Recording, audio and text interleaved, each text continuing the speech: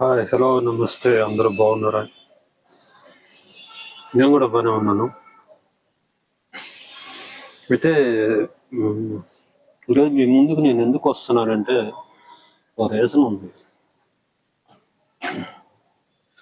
కొన్ని గుర్తొస్తూ ఉంటాయి కదా. ఖాళీగా ఉన్నాను, ఇంటికే పరిమితమై ఉన్నాను. ఇలాంటిది కొన్ని విషయాలు గుర్తొస్తూ ఉన్నాయి. మ్, నేను రైటర్గా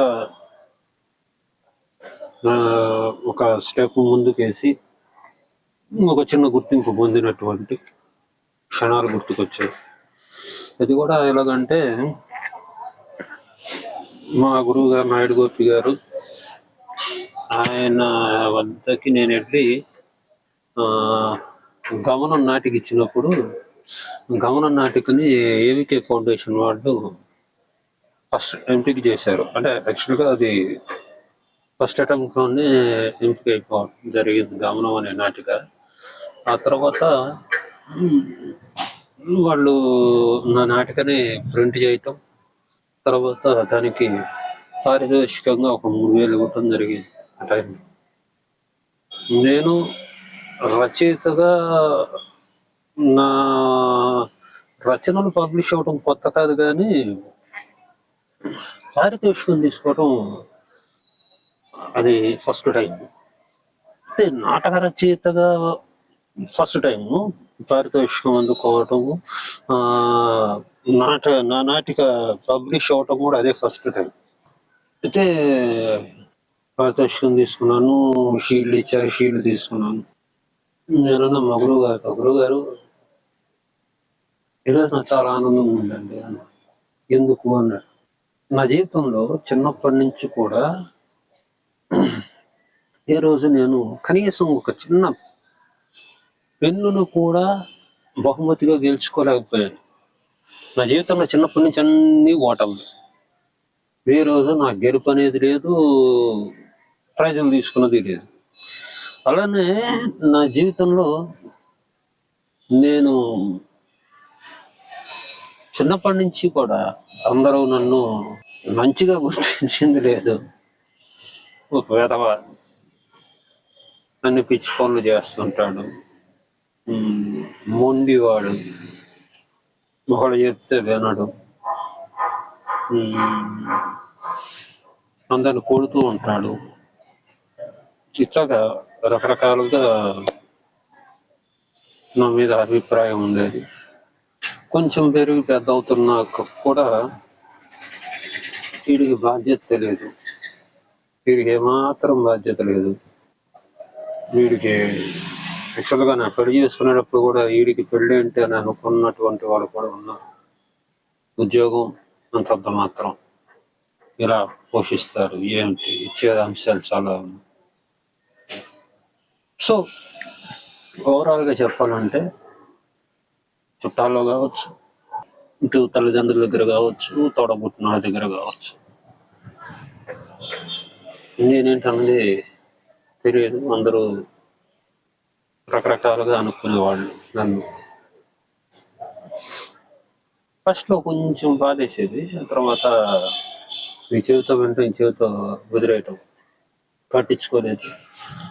నా పని నేను చేసుకుంటూ వెళ్ళిపోతూ ఉన్నా. సరే,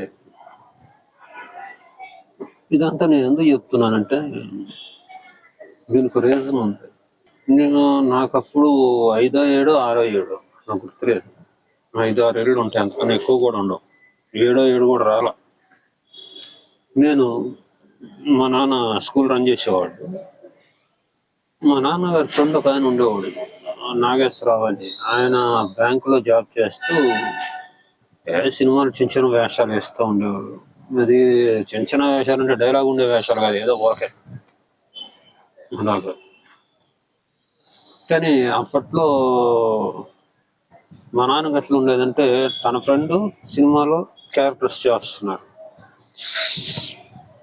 మాకెట్లా ఉండేదంటే, రామారావు, నాగేశ్వరరావు సినిమాలు ఎక్కువ చూసేవాడిని. అలాగే అయితే నాకెందుకు నాగేశ్వరరావు సినిమాలు బాగా నచ్చేవి. రామారావు గారి సినిమాల్లో ఇప్పుడు మ్యాజిక్స్ ఉంటాయి కదా, పాతాళ భైరవి అని, మాయా బజార్ అని ఇట్లాంటి సినిమా ఇవి ఎక్కువ చూస్తూ పెరిగేది. నాకు అవి చాలా ఇష్టంగా చూసేవాడిని. సో నేను ఈయన్ని ఎలా ఊహించుకున్నానంటే, ఓహో అలాంటి వాళ్ళతో యాక్ట్ చేస్తున్నాడేమో అని ఆ టైంలో 5-6 ఏళ్ల వయసులో నాకున్న ఊహ. నేను ఏదో జనరల్గా వాక్ చేస్తా, సార్ ఏదో కొంచెం స్టైల్గా ఒక చిన్న మూమెంట్ ఇచ్చాను. అది నాకు తెలియదు, నాకు తెలియకుండానే ఒక చిన్న మూమెంట్ చేశాను స్టైల్గా. వాకింగ్ లోనే ఒక స్టైల్గా మూమెంట్ చేశాను. అది ఏదో సినిమాలో టీవీలో చూసింది ఆ మూమెంట్ కూడా. అది సోమన్ బాబు గారి సినిమా అనుకుంటాను, సోమన్ బాబు సినిమా.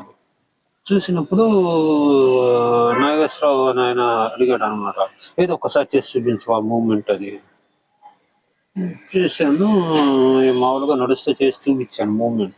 అదే టైంలో యాక్చువల్గా నాగేశ్వరరావుతో ఒక కాన్వర్జేషన్ వాళ్ళిద్దరి మధ్య బిల్డప్ అయింది. ఆ బిల్డప్ అయినప్పుడు ఆ కాన్వర్జేషన్లో ఒక మాట అన్నారు. అంటే నాన్న చిన్న చిన్న కవితలు రాసేవాడు, చిన్న చిన్న కవితలు. అది కూడా ఒక ఎలాంటి కవితలు అంటే వచన కవిత్వం ఉంటాం జనరల్గా చెప్పాలంటే కనుక, అలాంటివి రాసేవాడు. నాన్నకి పిన్ని కొడుకు అప్పాజీ అని ఉంటాడు, మా అప్పాజీ బాబాయ్. వాళ్ళిద్దరు కూర్చొని రాసుకునేవాడు. అయితే ఇప్పుడు నాకున్న పరిజ్ఞానంతో కనుక కొంచెం కంపారిజన్ చేసుకుంటే, ఆ రోజు నాన్న రచనలు, అప్పాజీ బాబాయ్ రచనలు కూడా నేను చూసేవాడిని. అప్పాజీ అని ఆయన మా నాన్న పిన్ని కొడుకు అంటే నాకు బాబాయ్, ఆయన రచనలు చూసేవాడిని. అలా వేరే చేసుకొని చూస్తే ఇప్పుడున్నటువంటి అంటే అప్పుడు గుర్తున్న కొన్ని కవితలు, మా నాన్న కవితలు అంటే నాకు తెలుసు. నాకు అయితే అప్పాజీ బాబాయ్ కవితలు బాగుండేవి. అంటే అందులో సాహిత్యము కానీ ఇట్లాంటివి కానీ కొన్ని ఉండేవి, విలువలు ఉండేవి, ఒక రకమైనటువంటి లయం ఉండేది. ఆయన కొన్ని ఛందోబద్ధంగా కూడా రాసేవాడు కవిత, వచన కవిత్వం ఉండేది. అన్ని బాగుండేవి అప్పాజీ బాబాయ్ విషయంలో. సరే, నాన్న కూడా రాసేవాడు. నాన్న రాసే వాటిలో ఎలాగుంటుందంటే, ఆయన యొక్క వే ఆఫ్ థింకింగ్ అనేది అందులో కనపడతా ఉంటుంది. నాన్న రచనల్లో ఆయన ప్రపంచాన్ని చూసినటువంటి కోణం కనపడుతుంది. అఫ్ కోర్స్ ఏ రచయిత అయినా తను ప్రపంచాన్ని చూసినటువంటి కోణాన్ని తను ఆవిష్కరిస్తూ ఉంటాడు. సాధారణంగా రచయితలు చేసే పని అదే. నాన్న కూడా అలానే రాసేవారు. కాకపోతే నాన్న రచనల్లో అంటే ఆ సోల్ అనేది మిస్ అవుతా ఉండేది. సరే, ఇది ఏదైనా కావచ్చు, అది తీసి పక్కన పెట్టాను. He's also writer. ఆయన నాకు ఒక దేవుడు. నాన్న నాకు జన్మనిచ్చిన మా నాన్న సూర్యనారాయణ నాకు దేవుడే రచనల విషయంలో. ఎందుకంటే ఆయన నుంచి వచ్చినటువంటి నేను, ఆయన యొక్క జీన్స్ నుండి తీసుకొని వచ్చినటువంటి నేను ఈరోజు రైటర్ అయ్యా. నాన్న రైటర్ అయ్యాడు, నాన్న నుంచి వచ్చినటువంటి ఆ జీన్స్ నన్ను రచయితం చేశాయి. ఓకే, ఆ విషయంలో నేను ఒప్పుకొని తీరాలి. అయితే నాన్న టైంలో నాగేశ్వరరావు ఆయనతో అన్నాడు, అరే ఏదో ఒక రోజు నేను సినిమాలకు కూడా రైటర్గా రాయాలరా, సాంగ్స్ రాయాలి ముందర నాకు అన్నాడు. అది నేను 5వ ఏట 6వ ఏటో నేను అది విన్నా. అది నా మైండ్లో ఎందుకు అలా పడిపోయింది. చిన్నప్పుడు నేను పెద్దగా చదివేవాడిని కాదు. ఆ టైంలో నాగేశ్వరరావు, మా నాన్న ఫ్రెండ్ నాగేశ్వరరావు గారు, నాన్న, ఇంకొక ఆయన ఎవరో ఉన్నారా, నాకు గుర్తులేదు సరిగ్గా. ఇంకొక ఆయన అందరుండి సేమ్ అవుతావు, ఏం అవుదాం అనుకుంటున్నావు అని అడిగారు నన్ను. అప్పుడు నేను 3rd క్లాస్లో ఉన్నా, 3rd స్టాండర్డ్. నేను పాఠం రావట్లేదు, అపయపరా పోతున్నాను, చదువు మీద కాన్సన్ట్రేషన్ లేదు. వేరే వెళ్తున్నాం స్కూల్కి, వాడు చెప్పింది ఏదో ఏంటన్నా గుర్తున్నది ఏదో రాస్తాం, లేదంటే లేదు, చదువుతాం లేదంటే లేదు. చదవటం అనేది నాకు చిన్నప్పటి నుంచి నాకు పెద్ద ఇంట్రెస్ట్ అనేది లేదు. నాకు చదువు మీద అనేది ఇంట్రెస్ట్ లేదు. అంటే బుక్ రీడింగ్ అనేది లేదు ఫస్ట్ ఆఫ్ ఆల్. ఒకవేళ నేను బుక్ రీడింగ్ చేయాలంటే అందులో ఉన్న కంటెంట్ నాకు నచ్చాలి. అందులో ఉన్న కంటెంట్ నచ్చాలంటే చదివితేనే కదా నాకు నచ్చేది. కదా పాయింట్ లాజిక్ అది.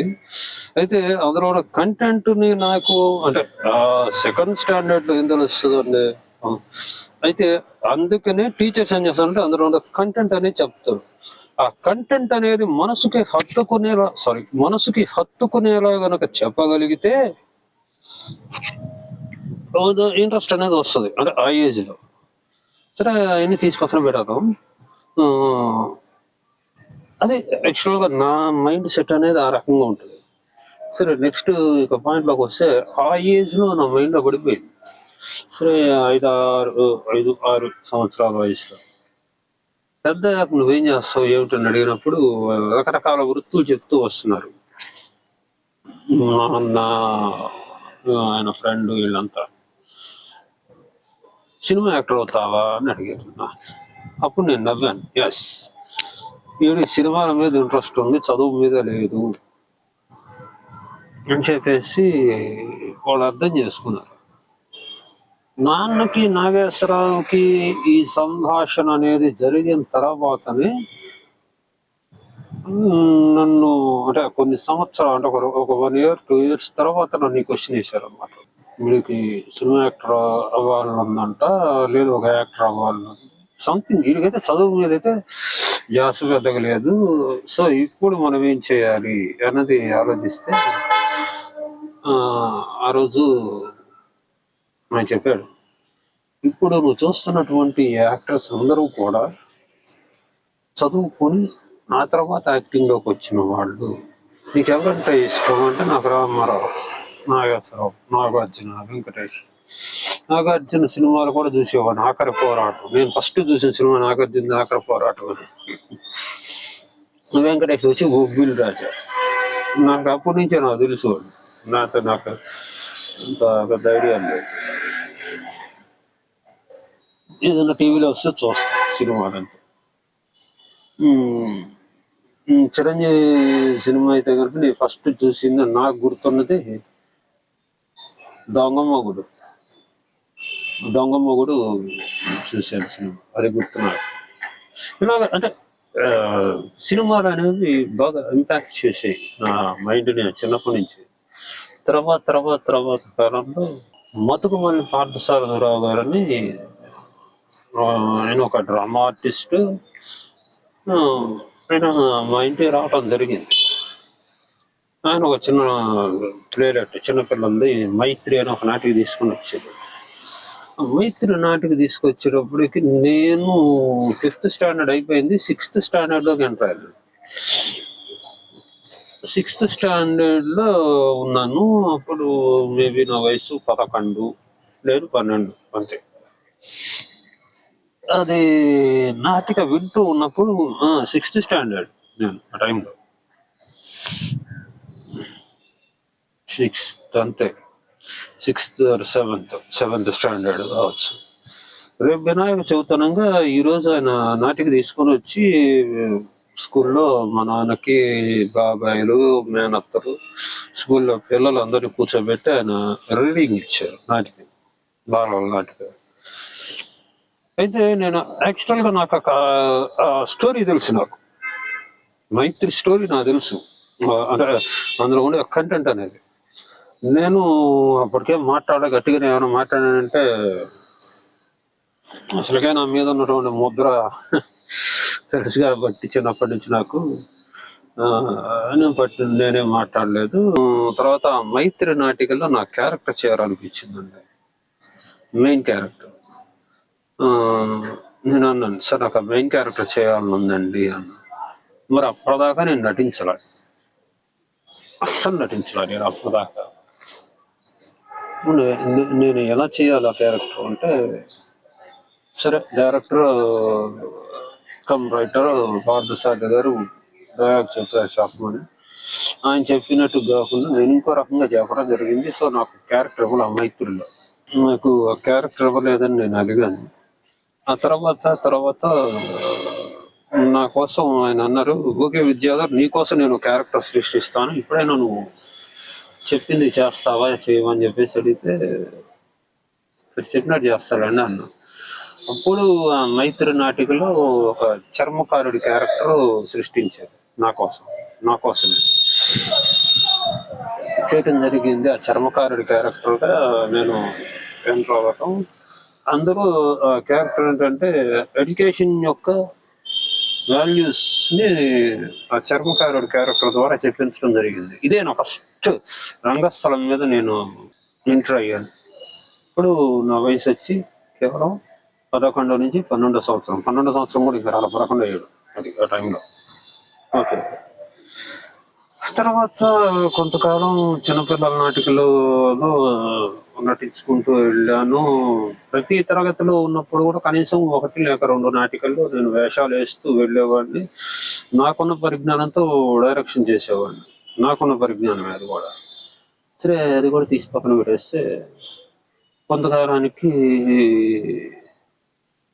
నాటకాలకి కొంతకాలం దూరం అయ్యాను. అంటే అది ఎందుకు దూరం అయ్యాను అంతే. దానికి పెద్ద రీజన్స్ కూడా ఏం లేవు. అలాగా ఆ రోజు మా గురువు గారితో అన్న, గురువుగారు ఇప్పటిదాకా నేను ఏది అందుకోలేదు, జస్ట్ ఇది రచయితకి పారితోషికంగా 3000 ఇచ్చారు, పార్టిసిపేషన్గా ఒక షీల్డ్ ఇచ్చారు. అది చూస్తే చాలా ఆనందం వేసింది నాకు. అంటే అప్పుడు మా గురువు గారు నాయుడు గోపి గారు ఏమన్నారంటే, బాయ్ ఇలాంటి నీ జీవితంలో చాలా వస్తాయి అని చెప్పేసి అన్నారు. నేను సరే అనుకున్నాను. ఇంటికి వచ్చాను. బుక్స్ ఇచ్చారు నాకు. రైటర్కి ఒక 5 పుస్తకాలు ఇస్తారు. నేను అందరూ నటించినటువంటి డైరెక్షన్ చేసిన మా గురువు గారికి ఒక పుస్తకం ఇచ్చాను. అందరూ నాకు ఇష్టమైనటువంటి క్యారెక్టర్ చేసినటువంటి గుమ్మడి నాగేశ్వరరావుకి, గుమ్మడి నాగేశ్వరరావు అంటే ఇన్స్పెక్టర్ గుమ్మడి గారి తమ్ముడు కొడుకు, అతనికి ఒక బుక్ ఇచ్చాను. ఇంకో 3 బుక్స్ తెచ్చాను ఇంటికి. అమ్మని నాన్నని తను అక్కడ కూర్చోబెట్టేసి కుర్చీలో, అమ్మా నాన్న, నేను రచయితగా మొదటిసారి సంపాదించింది 3000. ఇందుకో మీ గురించి నేను ఎందుకో రాశాను. నాకు ఇన్స్పిరేషన్ అయినటువంటి నాన్న రైటర్ కావటానికి. ఇదిగోండి తీసుకోండి అని చెప్పేసి ఇవ్వటం జరిగింది. వాళ్ళిద్దరిని కూర్చోబెట్టి వాళ్ళకి నమస్కారం చేసి వాళ్ళ పాదాల దగ్గర పెడతాం జరిగింది. పుస్తకాలు, డబ్బులు వాళ్ళ పాదాల మీద పెట్టి వాళ్ళ చేతికి ఇచ్చాను. ఆ తర్వాత ఎందుకు ఇలా చేశానంటే, ఈరోజు నేను అంటూ ఉండటానికి నాకు దేహాన్ని ఇచ్చినటువంటి వాళ్ళిద్దరు. కాబట్టి వాళ్ళిద్దరు దేవుళ్ళే నాకు. కాబట్టి వాళ్ళకి నేను అంటూ ఈ దేహాన్ని ఇచ్చిన తర్వాత ఈ దేహం ఎందుకు ఏర్పడింది అన్నటువంటిది ఒకటి పరమాత్మ అనేది తెలుసుకున్నాను. ఒక రచయితగా నాకు తెలిసినటువంటి అంశాలను నేను నలుగురికి చెప్పాలి. అది కూడా వాళ్ళకి బోరు కొట్టకుండా చెప్పాలి. ఒక కథ రూపంలో చెప్పాలి, ఒక కథను అల్లాలి, సంభాషణలు రాయాలి, ఇవన్నీ చేయాలి అన్నది నాకు బహుశా దేవుడు నా నుదుటి మీద రాసిన రాతేమో. ఇంకా తర్వాత మా గురువు గారితో కలిసి దాదాపు 5 ఏళ్ల పాటు ట్రావెల్ చేస్తాను. ఇప్పటికీ ట్రావెల్ చేస్తాను. ఆయన ఎక్కడ కనపడ్డా కూడా ఆయన పాదాలు నమస్కారం చేస్తాను. తర్వాత అసలు డ్రామాగా ఎలా డ్రామటైజేషన్ అంటే ఏంటి, డైలాగ్స్ అనేవి ఎలా రాయాలి, ఏం చేయాలి, ఎలా చేస్తే ఒక సీన్ని ఎలా డెవలప్ చేయాలి, డ్రామటైజేషన్ ఎలా చేయాలి, ఈ అంశాలన్నీ కూడా నాకు నా గురువుగా నేర్పించారు. నేను 2005లో పరిషత్ నాటకాలకి నటుడుగా వెళ్ళటం జరిగింది. నెమలికంటి వెంకటరమణ రచనలు ఆశలపల్లికి నాటికతో నేను వెళ్ళటం జరిగింది. ఆ టైంలో నటన అనేది ఎంత కష్టం అన్నది నేను అక్కడ తెలుసుకున్నా అతని దగ్గర. అయితే అతని దగ్గరికి వెళ్ళటం కూడా చాలా యాదృచ్ఛికంగా, నేను రైటర్ గానే వెళ్ళా అతని దగ్గరకు కూడా. తర్వాత ఎప్పుడైతే చాలా అంటే అతనితో కూడా నేను చాలా కాలం ట్రావెల్ చేశాను, రమణతో కూడా చాలా కాలం ట్రావెల్ చేశాను. అతను రాసిన నాటికల్లో నాకు వేషం ఇవ్వడం, ఎన్ని నాటికలు రాశాడు అన్ని నాటికల్లోనూ నేను వేషం చేశాను.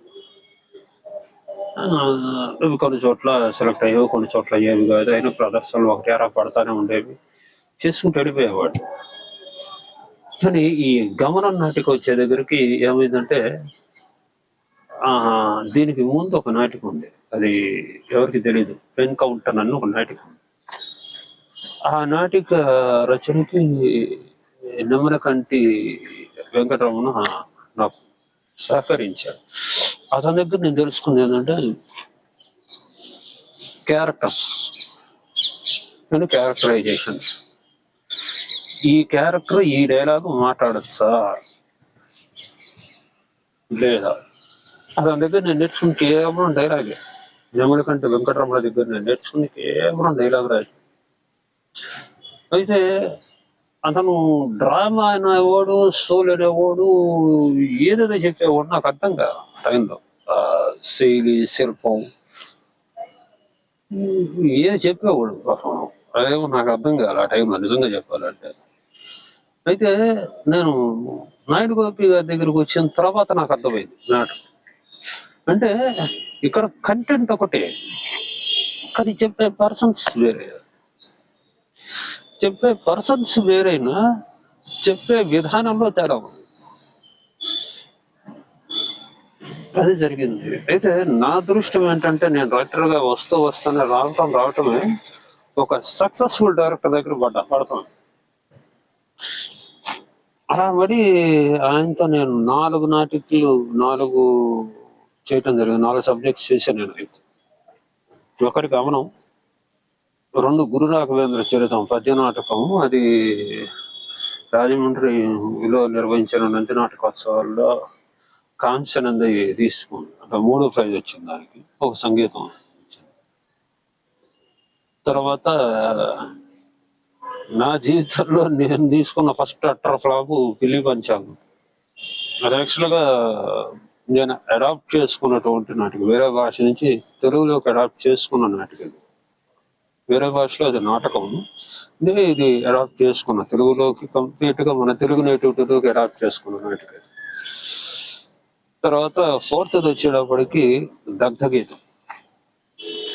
మా గురువు గారికి నేను ఇచ్చినటువంటి ఫ్లాప్ వల్ల పిల్లి పంచాంగం, మిగిలిన 3 ఓకే.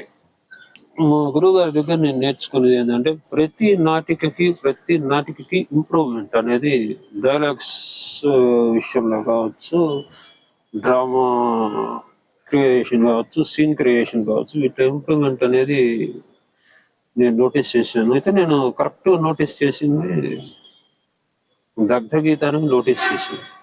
అంటే నా రచనలో ఎలా మార్పు వచ్చింది ఏంటంటే, ఈ శరీరాన్ని ఇచ్చి ఈ శరీరంలో నేను అనేటువంటిది ఉండటానికి అవకాశం ఇచ్చినటువంటి నా తల్లిదండ్రులకి కృతజ్ఞతలు.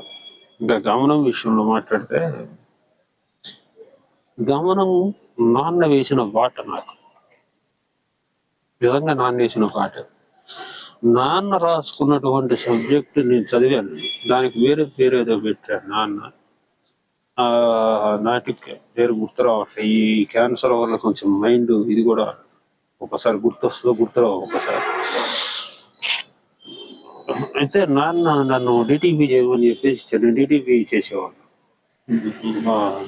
స్క్రిప్ట్ చాలా మంది తెలుసు, నాటకంలో ఉన్న వాళ్ళందరికీ కూడా.